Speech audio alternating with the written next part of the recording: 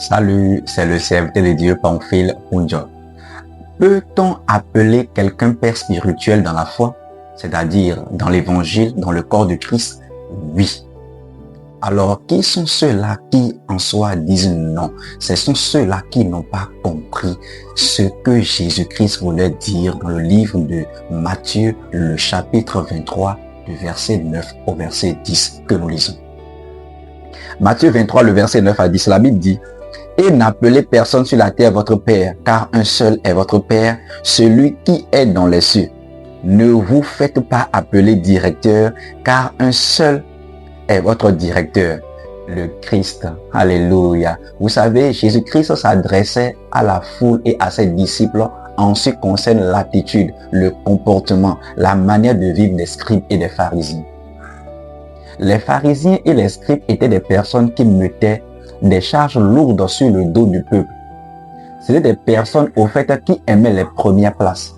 C'était des personnes au fait qui en soi se vantaient de leur titre.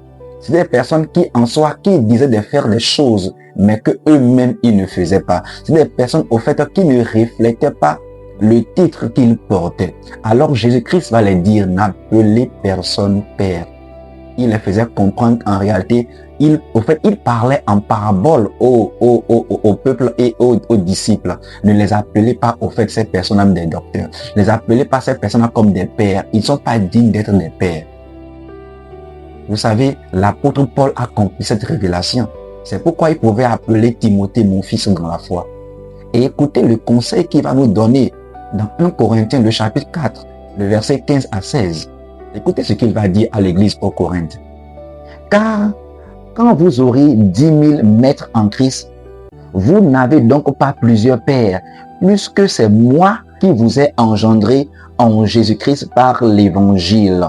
Je vous en conjure donc, soyez mes imitateurs. Vous voyez, il dit que dans la foi en Christ, au travers de l'évangile, dans le corps de Christ, nous n'avons pas plusieurs pères. Il dit, c'est lui qui est le père. Nous avons un père. Nous avons un père spirituel. C'est cela qui nous engendre dans l'évangile.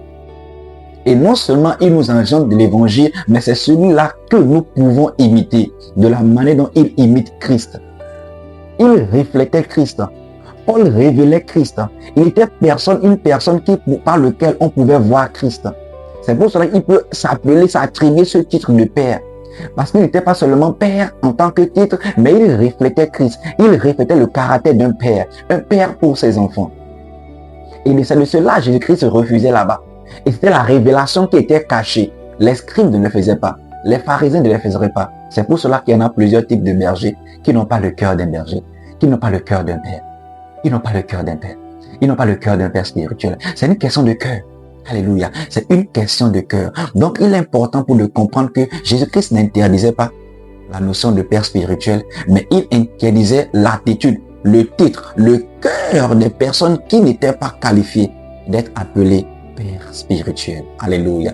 Donc, il est important pour nous comprendre que, bien aimé dans le Seigneur, la notion de père spirituel est réelle et c'est une question de cœur, de caractère, de reflet de Christ. Nous devons révéler Christ. Nous voulons refléter Christ. Nous devons des personnes au fait qui donnent l'image de Christ et qui amènent le peuple de Dieu à révéler Christ, à être comme Christ, à nous imiter. Un père spirituel est quelqu'un qui tire le peuple de Dieu, qui les élargit dans la vie de Christ, dans la connaissance de Christ, dans le reflet de Christ, dans la vie pratique de Christ. Alléluia. C'est pourquoi on dit chrétien, petit Christ. Alléluia. Des personnes qui vivent comme Christ, qui agissent comme Christ et qui produisent des résultats de Christ. C'est de ça qui est question dans la foi chrétienne. Alors je tiens à dire à quelqu'un de ne plus être confus ni troublé. Il est important de comprendre la révélation. Alors certains types de personnes se sont fait blesser et escroquer, alléluia, abuser, alléluia, à cause de la notion de père. Certains ont utilisé le titre pour pouvoir dépouiller certains types de personnes, abuser même sexuellement de certains types de personnes. Et certains types de personnes ont utilisé le titre pour pouvoir détruire le foyer de certains types de personnes, détruire l'entreprise de quelqu'un, détruire la vie de quelqu'un, détourner et à rendre plusieurs types de personnes amères, aigries, rétrogrades. Mais je prie ce beau matin pour toi qui t'es senti blessé dans ton cœur. La Bible dit que Jésus-Christ est celui qui guérit les cœurs brisés. Ce matin, le Seigneur guérit ton âme.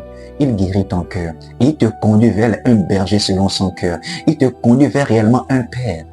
Un Père qui te bâtira et qui bâtira Christ en toi, qui formera Christ en toi. Et lorsque tu parleras, on entendra Christ. Lorsque tu te manifesteras, lorsque tu te comporteras, on verra Christ dans tout ce que tu fais. Que Dieu te bénisse. Tu reçois ta guérison maintenant. Tu es guéri. Tu es restauré. Le Seigneur continue encore sa marche avec toi. Alléluia. Il te relève. Alléluia. Et il te conduit au bon endroit. Là où la parole, non seulement elle est prêchée dans son authenticité, mais celui-là qui la prêche révèle aussi le cœur, l'attitude, la mentalité de Christ. Que Dieu vous bénisse et que sa grâce abonde dans votre vie. Dans le nom puissant de Jésus-Christ de Nazareth. Amen. Demeurez bénis.